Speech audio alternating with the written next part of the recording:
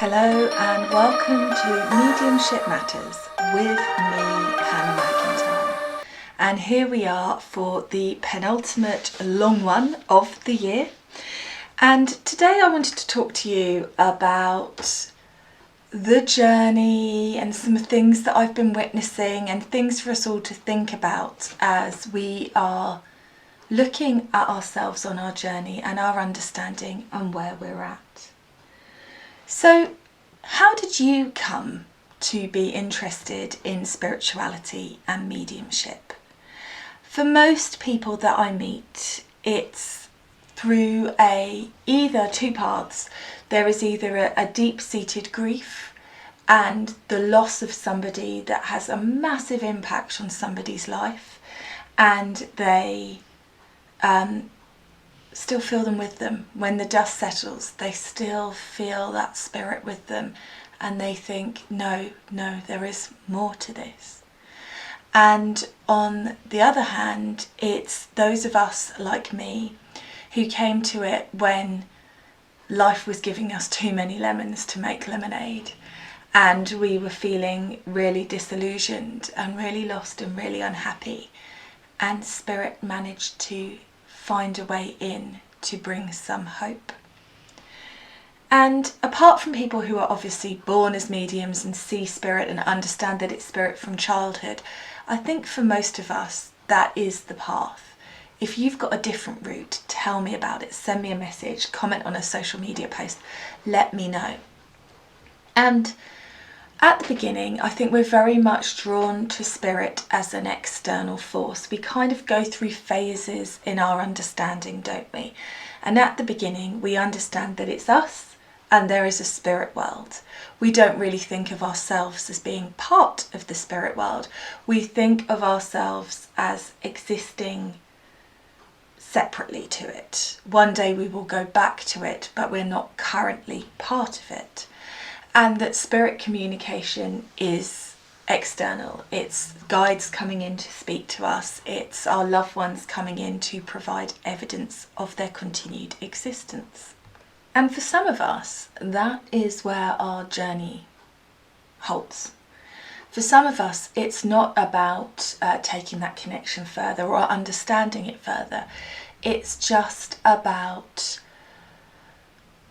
knowing that they're there, knowing that they're around, perhaps tapping into that energy, tapping into that presence, using spirit for love or support or guidance or inspiration, but it's still that kind of separation. There's me and there's the spirit world, and I tune into them. And for some of us, we are then drawn into spiritual development. And that doesn't always mean that you want to be a medium. I certainly didn't start because I thought I wanted to be a medium. I started because I thought it was super cool and interesting. But we get that kind of desire to learn more about it and to understand it. And that is quite a journey, isn't it? It takes you on quite the path of self, because then it's not such an external process. It's then you trying to surrender to an external force, but needing to work internally on all your resistance to that holds you back. And as we follow this spiritual development path, what we are trying to do is we're trying to raise our vibration, change our programming, change our conditioning to be in a space where we are more compatible with the spirit world. And as you've heard me say many times, just because you can't feel spirit doesn't mean they're not with you. They are with us all the time. We are part of the spirit world right now. But being able to feel that and experience that depends on your vibrational state and the allowing of your energy and your mind. And that's the things that we have to work on when we go on the spiritual development path. And it's such a funny journey, isn't it? Because it starts off, I just did a TikTok about this because somebody had messaged me and said, how do you cope with when you do a really good reading, your next reading not being as good? And this is the problem. We go on this spiritual development path And we start off playing with it. And it's such a beautiful energy, isn't it? When I first started working with spirit, I felt like the world was filled with magic. I felt like it was mind-blowingly beautiful. And then as I followed the evidential mediumship path, my experience with spirit became much more tested. It became much more directed. It lost that free-flowing magic and became very much pushing limitations, seeing what I could do, pushing it further, and to a certain extent sucking some of the joy out of it. Because when I was floating around in the woo-woo, just chatting to spirit guides and pulling myself oracle cards that always inspired me with positivity and hope, and burning my incense, and in that lovely, beautiful state you can be in with spirit, once I started working evidentially and I wanted proof, and then my proof wasn't good enough and I had to take it further, and every time I achieved something I wanted to achieve it again, that then became sucking the joy a bit out of it. And that doesn't necessarily mean it's a bad thing, but I am focusing now on trying to bring that ease and that fun back into my existence, because evidential mediumship is triggering, it is hard, it is difficult, and you're sitting in somebody's loss and their grief. Even if you prove that the spirit world are still with them, what does that leave them with at the end of the reading if they're brokenhearted still? How can you... It doesn't just come in like a magic eraser and take the pain away. They're still in spirit. And how can we sit in that and not be impacted by it as caring, loving, healing beings? And then we move further. And I think this is the interesting part, where we start becoming properly awakened. And I'm not saying I'm fully awakened, because I do think that this is a process and a journey. And as I'm always saying, I know I'm always saying it, but we are not here to be spirit. We are here to be human. So we're not supposed to understand everything, and we're not supposed to have all the answers, because it's supposed to be a journey. Into the unknown, into the unknown. Sorry. I had to do that bit. Sorry, now I've finished. But it is that kind of wanting to understand our place in the universe and getting a grip on that. And it's really interesting. I know I'm in a really reflective end of year kind of energy at the moment, but how much my understanding has changed. And I was listening to a podcast the other day, and some of the things they were saying I thought were brilliant. And some of the things that they were saying I felt were old news and old knowledge. And that's where I've been drawn to this title for this podcast, Awakening the Awakened.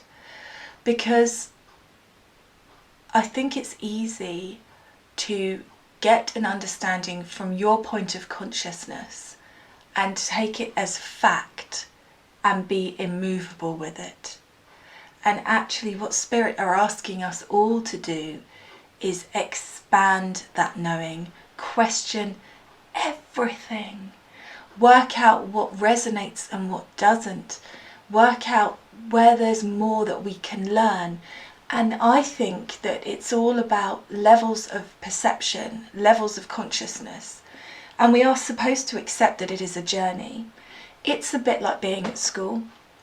You can't start in reception and do GCSE maths work. It wouldn't make any sense. You've got to learn to count. You've got to learn to do the basics. You've got to move through those levels of understanding. And it's exactly the same with spiritual development.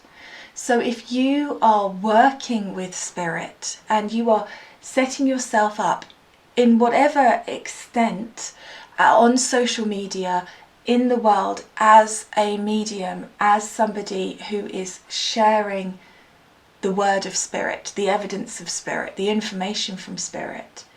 Your work going forward is to look at where you can expand your knowledge and expand your knowing and not become limited by it. When we first start the spiritual development journey, and I was exactly the same, when I was working with my teacher, I took everything that she said as fact. And that wasn't her fault. She didn't come and say, I am the word of the Lord. You must listen to me. That is it. She came at a space of sharing her knowledge from her point of view. But because of my personality and who I am, and I'm very, very literal, I then took a lot of what she said as fact. And then when it came to me understanding that there was more,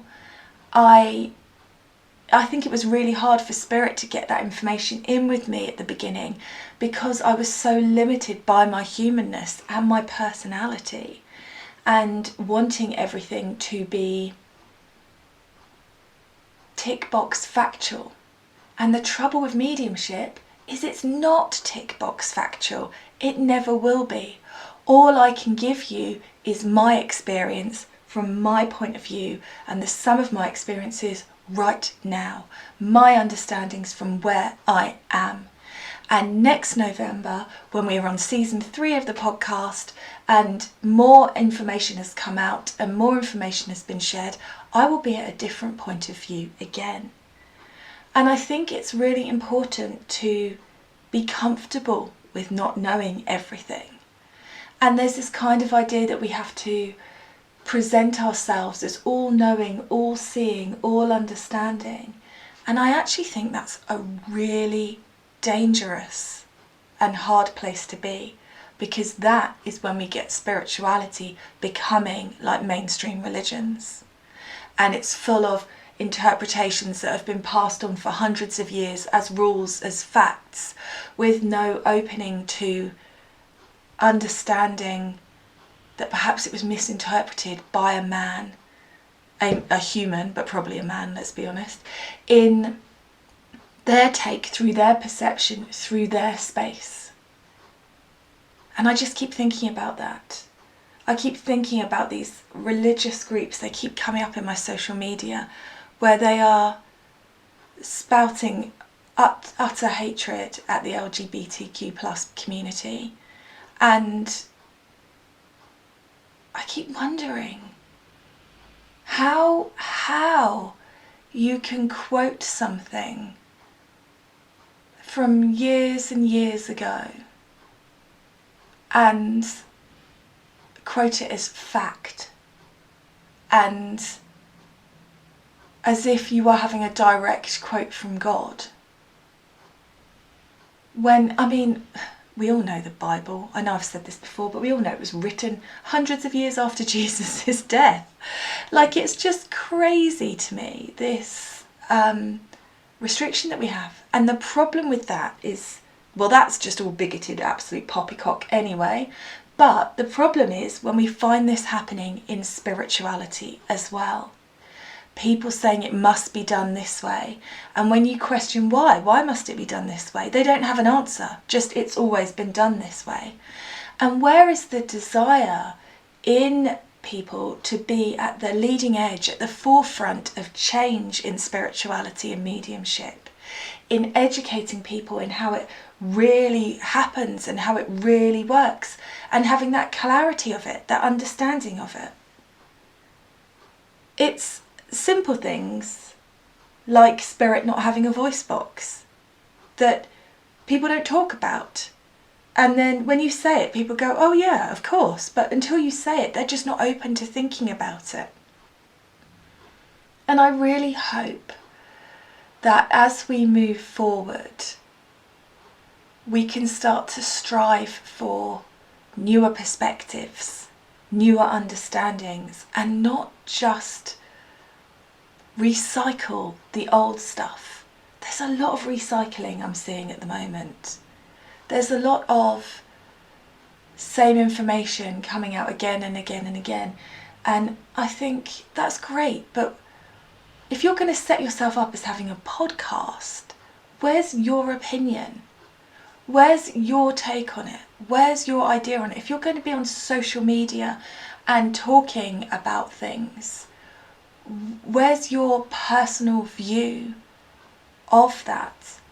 TikTok's an interesting place to be. And I'm very limited on TikTok because I fall down a rabbit hole and then I've lost half a day watching very hilarious videos, but it's just not a good use of my existence here on planet Earth. But in spiritual TikTok, and of course I'm only seeing who I'm seeing in my cycle, but a lot of the people on TikTok are just slagging off other mediums all the time. And I understand that frustration and that annoyance that people aren't doing it well. But I still stick by, and this is always, it drives my husband mad, but I always have the bring me solutions, not problems. And there seems to be a real thing about just slagging off everybody else who's not doing a good job, but not pushing yourself forward to show how it should be done. And I think that both are important. I think it's important to point out where people are getting it wrong and where they are misleading people. But it's also important to share your knowing, your understanding, your perspective. People are desperate for it. I am desperate for it. I'm out there actively trying to find podcasts and people on social media who are going to wobble the status quo a bit, who are going to say a different perspective. I don't care if I agree with it or not. I just want people to say what they really feel, what they mean, not repeat stuff that has been read in books for the last 20 years. Where's the newness? Where's the moving forward? We keep talking about this new age of energy that's coming in, and yet we're doing everything the same as we did for the last 100 years. Think how much society has changed. My sister is finally watching The Crown after me nagging her into it because I absolutely loved it. And one of the things that's really amazing about it is when you see how much society has changed in the lifetime of the Queen. It's absolutely amazing how much we've moved on and how much life has shifted. And yet we still have people doing practices the way that they were doing it then. Where's the evolution, I ask you? So I think part of our work, whether it's on a larger scale or whether it's on a smaller, more personal scale, is to start opening up to collaborating with the spirit world, to taking things further, to moving that understanding, to growing our experience, to pushing our mediumship, whether you're evidential or whether you just communicate with spirit on your own at home. How can you take that further? How can we move it forward? What's new? What's new, pussycat? Whoa, whoa, whoa. You knew that was coming, didn't you? Sorry. You must be psychic. Yeah. So I would love you all just to chew that over. Where is the newness? Where is the taking it further, your understanding, where are you holding yourself accountable for taking your awakening to the next stage? Taking your understanding to the next stage? Are you making time in your life to just sit and hold a space for spirit and let them talk to you?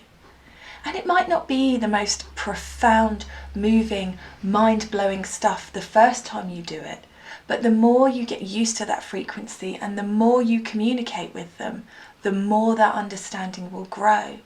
And sometimes, often for me, it's not that I really know that I've changed. It's not like ding-a-ling, spirit have sent some information and there it is and everything's different. It's more that I start doing things differently. And then one of you will send in one of your amazing questions and I will understand that I understand the answer differently.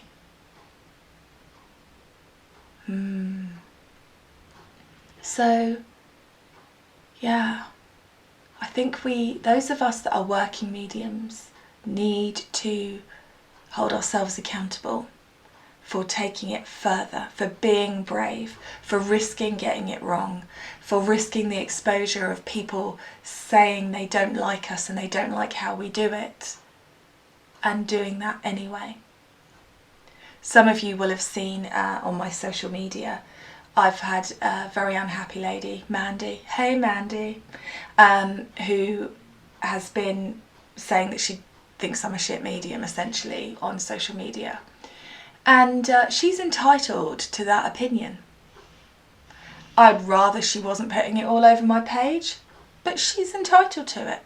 Just as the people who comment and say that I'm stealing from people in a vulnerable state, they're entitled to their opinion. And I'm entitled to block them and not engage with it. But they are entitled to it. They are allowed to feel that way. They are allowed to be limited by that understanding. I get a lot of spirits through who tell me as they come in that they didn't believe in any of this stuff when they were here. That's okay. We're allowed to have a journey. We're allowed to be limited by our experiences and our understandings. And yeah, and it's fine, really. It is fine, now I've processed it a bit, that I'm not for Mandy, that she thinks I'm crap. That's okay. That is what the truth of not being for everybody looks like. When we talk about, I can't be for everybody, I can only be me, and we say that and it feels good and we think, yes, this is right, I can't be for everybody, I can only be me. And then somebody says, well, I think you're shit, or I think you're wrong, or I think you're fraudulent, and we go, oh, ouch, and I did it. I, felt like I've been stabbed in the heart. But she's entitled to that opinion. She's entitled to want something from my mediumship that I wasn't able to give her. And it doesn't mean that she's a bad person. She could perhaps phrase it a bit more nicely, but she's obviously very wound up about it. And this is the problem. And we've got this problem across the board in society and culture. We've got politicians who are afraid to say anything or be real about anything. They never answer a question properly. Been learning from Matt Hancock in The Jungle about pivoting, how you turn a question into what you want to answer it, and they look at pivots as a sign of greatness. And I just thought, bloody hell, why can't they just say what their policies are? Why can't they just say what they believe in? Why can't we hold them account to it? And that is filtering through, weirdly, through society. We're all so afraid to say what we really feel or say what we really mean. So yeah, Mandy made my eyes water a little bit. I may have had an extra large Sauvignon Blanc to take the edge off, but it doesn't mean she's invalid. And it doesn't mean that she isn't entitled to her opinion. And there's a little bit of me that thinks, go Mandy, say what you really think. And it's the same for us as mediums, as spiritual people. We have to be in that place where we allow ourselves to share our truth, the whole truth, and nothing but the truth. We have to be in that space. We can't just water it down all the time and make it insipid and diluted, and because then it just becomes the same as it's always been.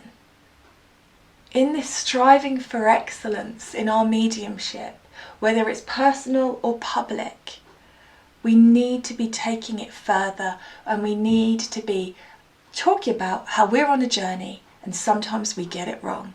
Sometimes our understanding is limited. Sometimes it just is what it is. I may have told you my really ridiculous joke before, but I'm going to tell you it again because it bears repeating, or maybe not. But you know the joke, how do you know if someone's a vegan? And they say, don't worry, they'll tell you. Sorry, vegans. It does make me laugh. it's the same. How do you know if somebody is starting out with spirituality? They'll start sharing 100 Buddha quotes on their Facebook page and telling you how you can make changes in your life, but not taking any of the action themselves. And then, of course, as they work with spirit, they expand and they grow and they do understand more about the journey and themselves. And that's the journey I went through. Bloody Facebook memories keeps bringing up all these bits where I was just completely in a do-gooder, ego-based preach mode. Oh my God, look at me, I'm so spiritual. I found spirit. Have you found spirit? Spirit are there. Go and read this quote by Buddha and go forth and be a great person. Yes, namaste. I was that absolute knobber. And yeah, I've progressed through that. But I needed that stage because of my conditioning and my expectations to be able to get to the stage where I am right now, where people say, I don't believe in spirit. And I go, okay, bye. It's fine. You don't have to. And where I can see that there is space for expansion in our knowing and our understanding and how we are working and communicating with spirit. I'm excited for next year. I'm tired right now, no lie, but I'm excited. I can't wait to see where all of this learning takes me next. What happens to my mediumship next year? What happens to my understanding? I cannot wait to find out. I wanted to finish today with a poem that was shared with me when I did the shamanic course, and I just think it's wonderful. It's by Dale Wimbrow and it's called The Guy in the Glass. When you get what you want in your struggle for self, and the world makes you king for a day, then go to the mirror and look at yourself and see what that guy has to say. For it isn't your father or mother or wife whose judgment upon you must pass. The fella whose verdict counts most in your life is the guy staring back from the glass. He's the fella to please, never mind all the rest, for he's with you clear up to the end. And you've passed your most dangerous, difficult test if the guy in the glass is your friend. You may be like Jack Horner and chisel a plum and think you're a wonderful guy. But the man in the glass says you're only a bum if you can't look him straight in the eye. You can fool the whole world down the pathway of years and get pats on the back as you pass. But your final reward will be heartache and tears if you've cheated the guy in the glass. I keep that out on my desk in my eyeline always to remind me, because I think that's what it's all about. And if you're feeling that desire to step up for the spirit world, they want to have you desperately. We need you. But make sure you are aligned with your truth, your experience, and your understanding, so that you can shine so brightly and let so many people in. Thank you very much for listening. I hope you've enjoyed this podcast. If you've got a question for next year's minis, please email podcast@hannahmedium.co.uk, and I will catch up with you next week. Take care.